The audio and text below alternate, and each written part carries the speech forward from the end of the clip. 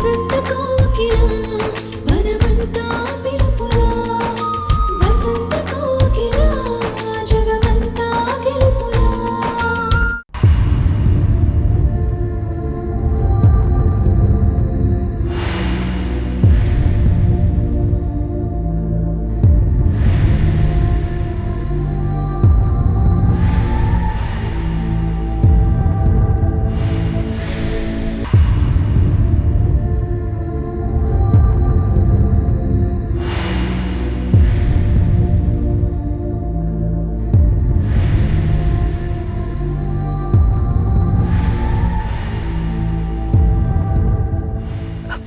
Coffee.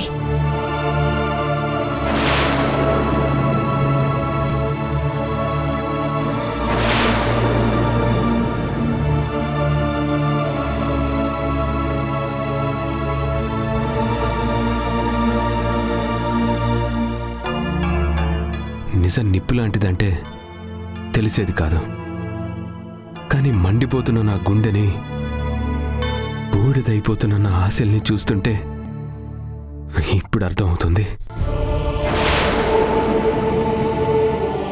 భారీగా నటించేటప్పుడు నవ్వుతో పాటు ఏవండి అని పిలుపుండేది, కానీ ఇప్పుడు మన మధ్య ఏమీ లేదని తెలియటం వల్లనేమో నీ పిలుపు, రూపం రెండు కొత్తగా ఉన్నాయి. రాత్రి తాగి నేనేం వాగానో నిజంగా నాకు గుర్తులేదు, కానీ నా గుండెల్లో ఉన్న బాధ మాత్రం ఇంకా తీరలేదు. అది ఎప్పటికీ తీరదేమో. ఏం జరిగిందో మీరు తెలుసుకున్నారు, కానీ ఎలా జరిగిందో, ఎందుకు జరిగిందో నాకు మాత్రమే తెలుసు. నేను మాత్రమే చెప్పగలను. నాకు ఆకాష్కి పెళ్ళైన నిజాన్ని మీతో చెప్పాలని చాలాసార్లు ప్రయత్నించాను, కానీ మీ మెంటల్ కండిషన్ స్టేబుల్గా లేదని, షాక్ అయ్యే విషయాలు వింటే మీ ప్రాణాలకే ప్రమాదమని డాక్టర్ గారు చెప్పడం వల్ల కొన్ని రోజుల తర్వాత చెప్పాలనుకున్నానే తప్ప జీవితాంతం నిజం దాచేయాలని కలలో కూడా అనుకోలేదు. తప్పు చేస్తున్నానని తెలిసినా మీ క్షేమం కోసం నేను మౌనంగా ఉండిపోయాను. మీరు అనుమానించినా భరించాను, అవమానించినా సహించాను. రెండు పడవల మీద ప్రయాణం చేస్తూ నిత్యం రంపపు కోత అనుభవించాను.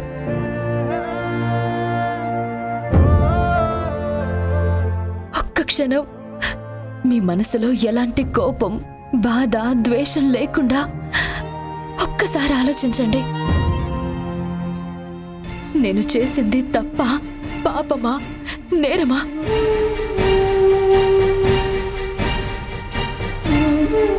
నా మెడలో ఉన్న ఈ తాళి మీరు కట్టింది కాదు, అయినా మిమ్మల్ని కాపాడుకోవడం నా కర్తవ్యం అనుకున్నాను, నా బాధ్యత అనుకున్నాను. అన్నిటికీ మించి ఈ వయసులో మాకు కడుపు కోత మిగిల్చొద్దు అని అమ్మ వాళ్ళు నా చేతులు పట్టుకుని కన్నీళ్లతో ప్రాధేయపడితే నేను కాదనలేకపోయాను.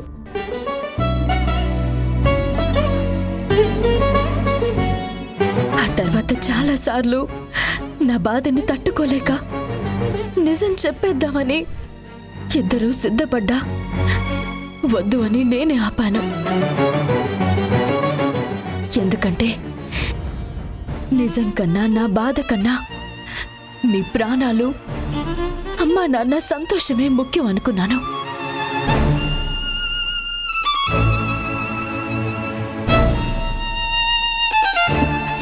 అందుకే భారాన్ని మొత్తం ఆ దేవుడి మీదే వేసి నడుచుకున్నాను.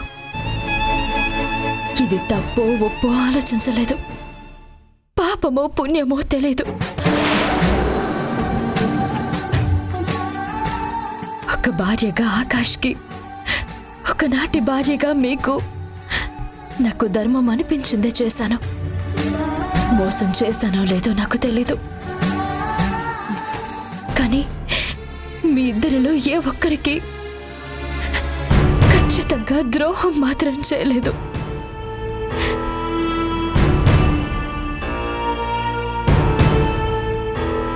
లే సంధ్య, తప్పు చేసింది నువ్వు కాదు, నేను. నీ మంచితనం తెలుసుకోలేని నా బుద్ధి తప్పు. నిప్పు లాంటి నీ గుణాన్ని నిందించిన నా ఆలోచనలది తప్పు. నా మీద నువ్వు పెంచుకున్న బాధ్యతని అర్థం చేసుకోలేని నా ప్రవర్తనది తప్పు. ఇన్ని తప్పులు చేసి నీకు సింపుల్గా సారీ అని చెప్పడం ఇంకా పెద్ద తప్పు. నేను చేసిన నేరానికి, పాపానికి ఏ శిక్ష విధిస్తావో నీ ఇష్టం. నన్ను క్షమించానన్న ఒక్క మాట చాలు సంధ్య. పశ్చాత్తాపానికి మించిన ప్రాయశ్చిత్తం లేదు సూర్య. రాత్రి నీ మాటలు, నీ పద్ధతి చూసి ఇప్పుడెంత గొడవవుతుందో, నీకెలా సర్ది చెప్పాలో అని నేను చాలా టెన్షన్ పడ్డాను. థ్యాంక్ గాడ్, నువ్వింత బాగా అర్థం చేసుకుంటావు అనుకోలేదు. సారీ ఆకాష్, నీతో కూడా చాలా రూడ్గా బిహేవ్ చేశాను. హలో బాస్, సంధ్యకి సారీ చెప్పొద్దు అంటే నాకు చెప్పమని కాదు. జరిగింది మొత్తం మంచి మనసుతో నువ్వు అర్థం చేసుకున్నావు, అది చాలు. భవిష్యత్తుని తీర్చిదిద్దుకోవడం తప్ప జరిగిన దాన్ని మార్చే శక్తి మనిషికి లేదు. ఇక మీదట మీ జీవితం వేరు, నా జీవితం వేరు. ఈ సంధ్యని ఇక నుండి ఆకాష్ భార్యగా మాత్రమే చూస్తానని నేను ఆశిస్తున్నాను.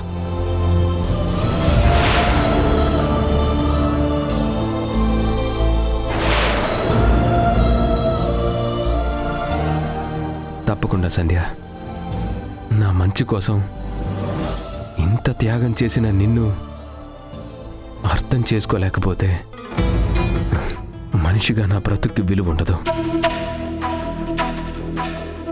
మనతో పాటు ఈ విషయం అమ్మ నాన్నకు కూడా తెలియాలి.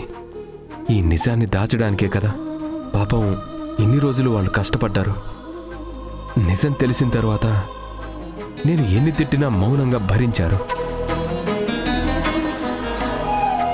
పదండి, ముగ్గురం కలిసి వాళ్ళ దగ్గరికి వెళ్దాం. పదండి.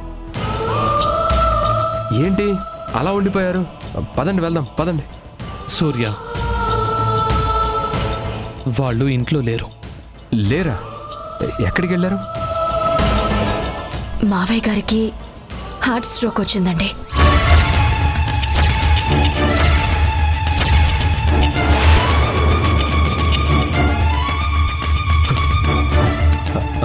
హార్ట్ స్ట్రోకా? నాన్న ఇప్పుడు ఎలా ఉన్నారు? ఎక్కడున్నారు? సూర్య, టెన్షన్ పడకు. ఆయన కండిషన్ ఇప్పుడు స్టేబుల్గా ఉంది. ఆ రోజు నీకోసం మేము ఇంటికి రావటం మంచిదైంది. లేదంటే అంకుల్ ప్రాణాలకి చాలా ప్రమాదం అయి ఉండేది. అంత నా వల్లే సంధ్య. నాన్నకి హార్ట్ ప్రాబ్లం ఉందని తెలిసి కూడా పిచ్చోడిలా వాళ్ళ మీద అరిచాను.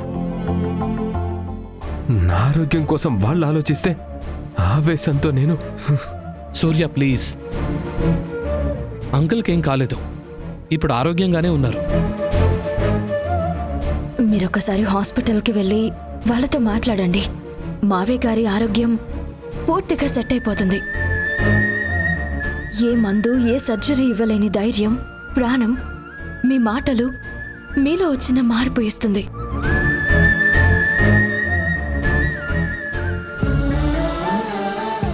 సరే సంధ్య, వెళ్తాను. జరిగింది మొత్తం మర్చిపోయినట్టే కదా? కంప్లీట్గా మై ఫ్రెండ్. ఇక మీదట కూడా మన ఫ్రెండ్షిప్ ఇలాగే కంటిన్యూ అవుతుంది కదా? అందులో ఏ డౌట్ లేదు. మనం friends for life. Thank you Surya, thank you very much. నేను కాఫీ వేడి చేసి తీసుకొస్తాను. ఈలోపు మీరు ఫ్రెష్ అవ్వండి. Sandhya, thank you. Thanks for everything.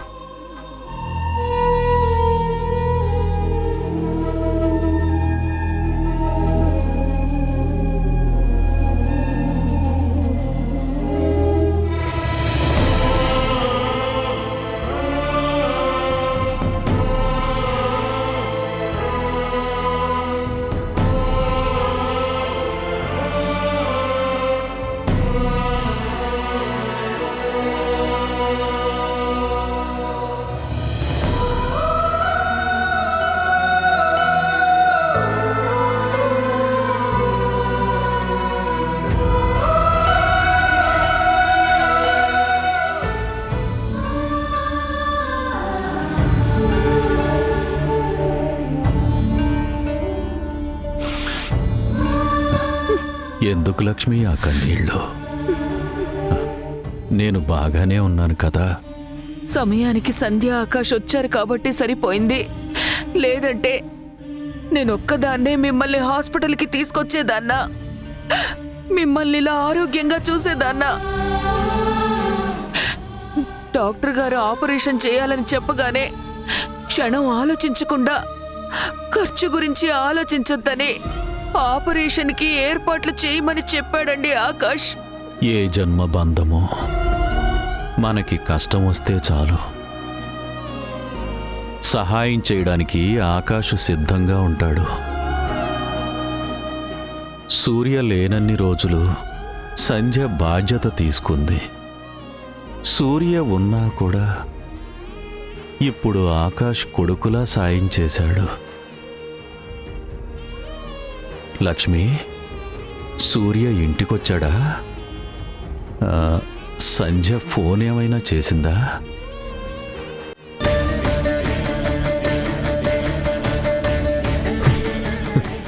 నాన్న,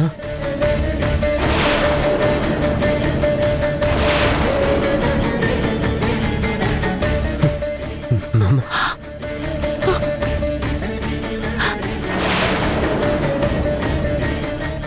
నన్ను క్షమించండి నాన్న.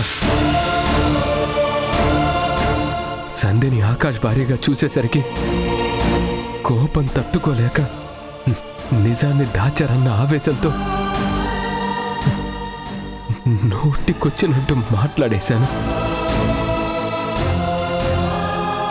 కన్నవాళ్ళని అనరాని మాటలని మిమ్మల్ని బాధ పెట్టాను.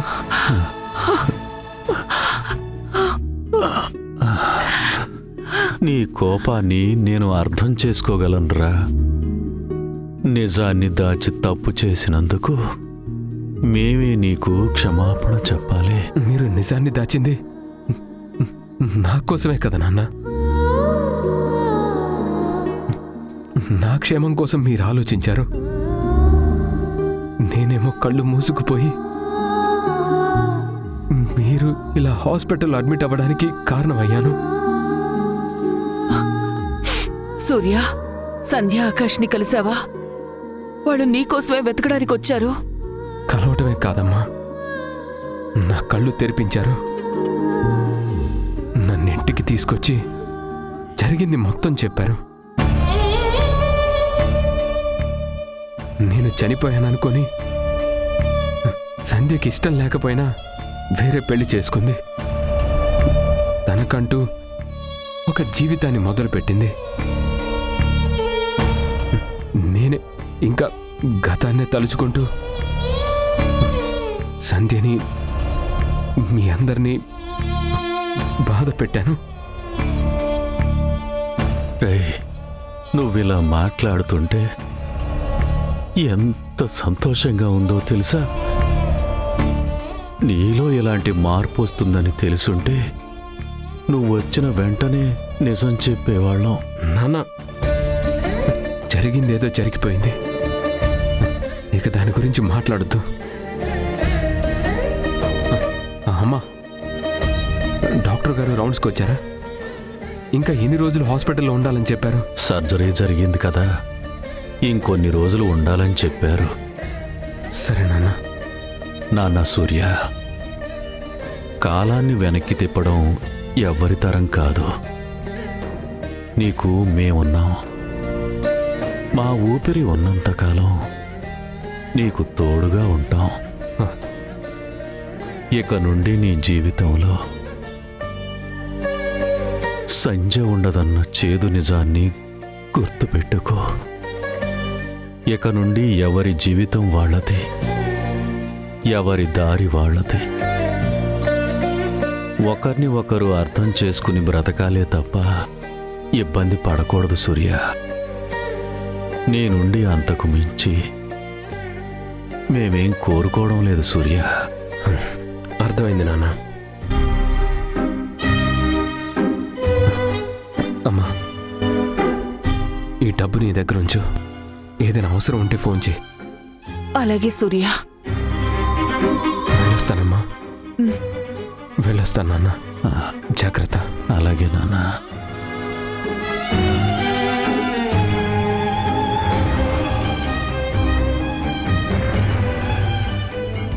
ఏమండి, సూర్య ఇలా మాట్లాడతాడని, ఇంత సులువుగా అర్థం చేసుకుంటాడని నేను అస్సలు ఊహించలేదండి. నాకు కూడా అదే అనుమానంగా ఉంది లక్ష్మి. నేను ఆనందంగా చెబుతుంటే మీరేంటి అనుమానం అంటారు? భార్యే లోకంగా బ్రతికినవాడు ఒక్క రోజులో ఇంతలా ఎలా మారిపోయాడా అని. సంధ్య ఆకాష్ మాటల వల్ల మారానని చెబుతున్నాడు కదా. రాతని మార్చడం తన తరం కాదని సర్దుకుపోవడం అలవాటు చేసుకుంటున్నాడు. దేశం కోసం యుద్ధం చేసినవాడు ఇక నుంచి తన గతంతో తానే యుద్ధం చేసుకుంటాడన్నమాట. గెలుపు కోసం కాకపోయినా మరపు కోసం పోరాడబోతున్నాడు.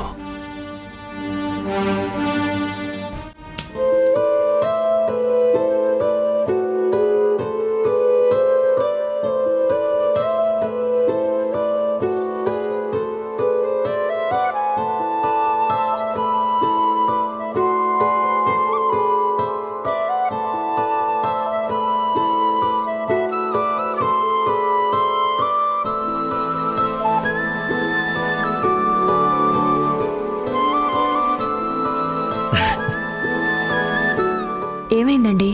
ఎందుకు నవ్వుకుంటున్నారు? ఒక్కసారి మన కథని, నీ గతాన్ని ఆలోచించు సంధ్య. నీకు కూడా నవ్వొస్తుంది.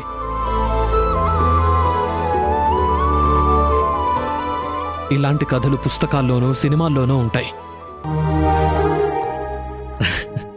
నిజ జీవితంలో కూడా జరుగుతాయని నవ్వొచ్చింది. సినిమా అయినా కథైనా పుట్టేది నిజ జీవితాల నుండే కదండి. అయితే ఓ పని చేద్దాం సంధ్య. మన స్టోరీని నీట్గా రాసి ఏదైనా వెబ్ సిరీస్ ప్రొడక్షన్ హౌస్కి ఇచ్చామంటే ఓటీటీలో చాలా పెద్ద హిట్ అవుతుంది. మన జీవితంలో ఉన్నన్ని ట్విస్ట్లు, హైడ్ అండ్ సీక్ డ్రామాలు ఎక్కడా ఉండవు. ఇదొక అద్భుతం. అంతకన్నా అద్భుతం ఏంటో తెలుసా అండి? భార్య తప్పు చేసిందని తెలిసి కూడా మనస్ఫూర్తిగా అర్థం చేసుకుని క్షమించిన నా భర్త. హలో మేడం, నీ మీద నాకు నమ్మకం ఉంది కాబట్టే అర్థం చేసుకున్నాను. ఆ నమ్మకానికి కారణం నీ క్యారెక్టర్, బిహేవియర్ అంతే తప్ప ఇందులో నా గొప్పేం లేదు. పెళ్ళైన కొన్ని రోజులు ఓవర్ పొసెసివ్గా, కొంచెం వింతగా ప్రవర్తించాను. కానీ నీ మంచితనం తెలుసుకున్న తర్వాత నుంచి ఒక్క క్షణం కూడా దూరం చేసుకోకూడదనుకున్నాను. ఇదిగో ఆఖరికి అదే జరిగింది. మన ప్రేమే గెలిచింది. లేదండి, మీరొక్కరే ప్రేమతో గెలిపించారు. నిజం చెప్పాలంటే నీకన్నా నాకన్నా సూర్యనే గొప్ప.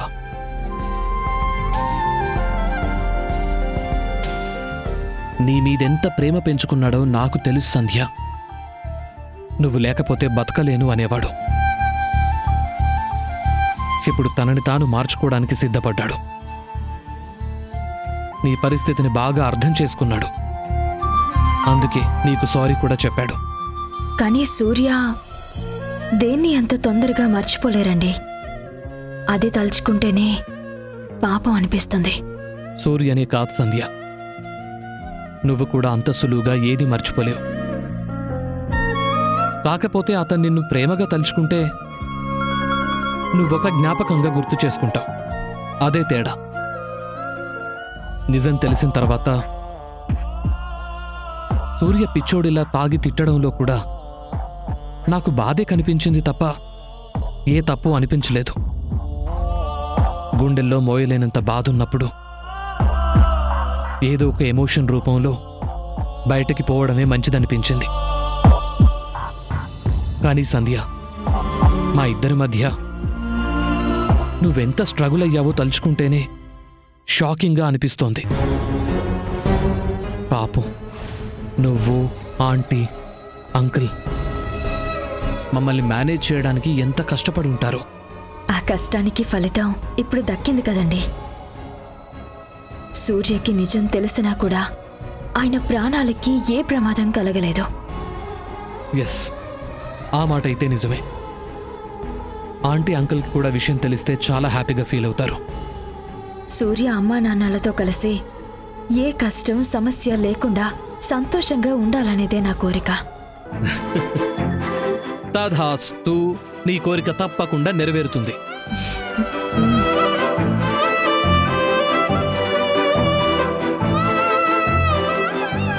సూర్యలో మార్పుని నేను నమ్ముతున్నాను. మీ అంకుల్కి మాత్రం అనుమానంగానే ఉంది. సంధ్య మీద సూర్య ఎంత ప్రేమ పెంచుకున్నాడో మాకు బాగా తెలుసు బాబు. సంధ్యని అంత తొందరగా మర్చిపోలేడనిపిస్తుంది.